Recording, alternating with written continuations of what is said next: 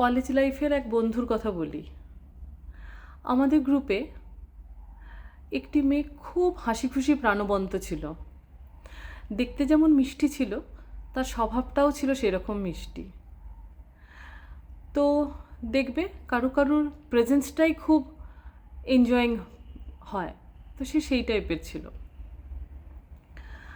মেয়েটি বাবা একটি ফ্যাক্টরিতে কাজ করতেন, আর তারা এক ভাই এক বোন ছিল, মানে আমাদের মধ্যেই মধ্যবিত্ত, এবং একই শহরে তার মামার বাড়ি ছিল। তো যেহেতু একই শহরে বলে বিভিন্ন অনুষ্ঠানে তো যাতায়াত লেগেই থাকতো তাদের মামার বাড়ি, এবং নিয়ম করে প্রত্যেক রবিবার তারা মামার বাড়ি যেত। তো মামার বাড়ির পাশের বাড়িতেই একটি ছেলে তার বিধবা মায়ের সাথে থাকতো। তো প্রতিবেশী হিসেবে মামার বাড়ির সঙ্গে তাদের বাড়ির খুব ভাব ছিল, এবং সেই সূত্রে তার মায়ের সাথেও তাদের ভাব ছিল, মানে আসা যাওয়া সম্পর্ক ছিল সেই ছেলেটির বাড়ির সঙ্গে তাদের। মেয়েটির ছেলেটিকে খুব ভালো লাগতো। ছেলেটি ছিল খুব শান্ত স্বভাবের, জাস্ট মেয়েটির বিপরীত।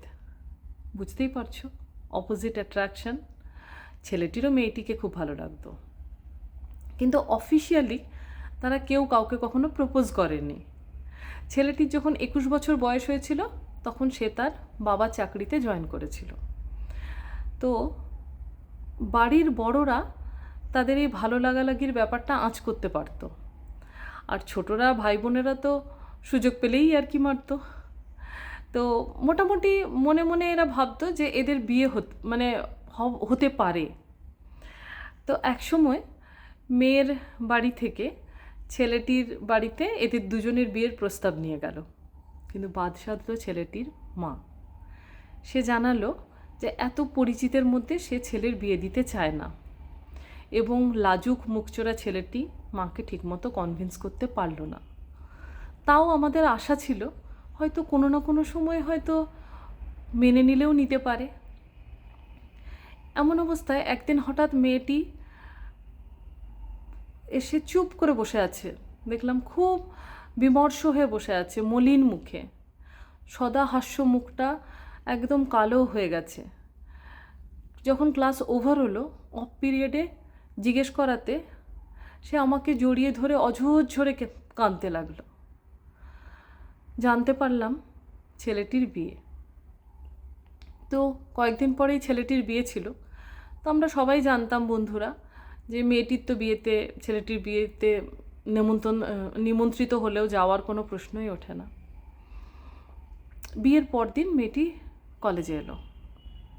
আমরা তো ভীষণ শঙ্কিত হয়েছিলাম তার মনের মানসিক অবস্থা নিয়ে, কিন্তু দেখলাম আবার সেই আগের মতো এক মুখ হাসি। তাকে জিজ্ঞেস করাতে বলল, বিকেল অবধি খুব কাঁদলাম, তারপরে চোখ মুখ মুছে মামির বিয়ের নতুন লাল টুকটুকে বেনারসিটে পরে পার্লার থেকে সেজে গুজে বিয়েবাড়ি চলে গেলাম। এবং ছেলেটিকে দেখলাম, মানে তার প্রেমিকটির জন্য বলল, তাকে দেখলাম নিজের বউয়ের জায়গায় সে সব সময় আমার দিকেই তাকিয়ে রয়েছে, আমাকেই লক্ষ্য করছে, এবং তার চোখে পাওয়ার আনন্দের থেকে হারানোর বেদনাটাই আমি বেশি করে লক্ষ্য করলাম। তাই আমার মন থেকে সব দুঃখ মুছে গেল। এটি হচ্ছে গল্পটি।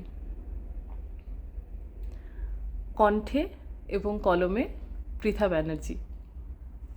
আজ এই পর্যন্তই।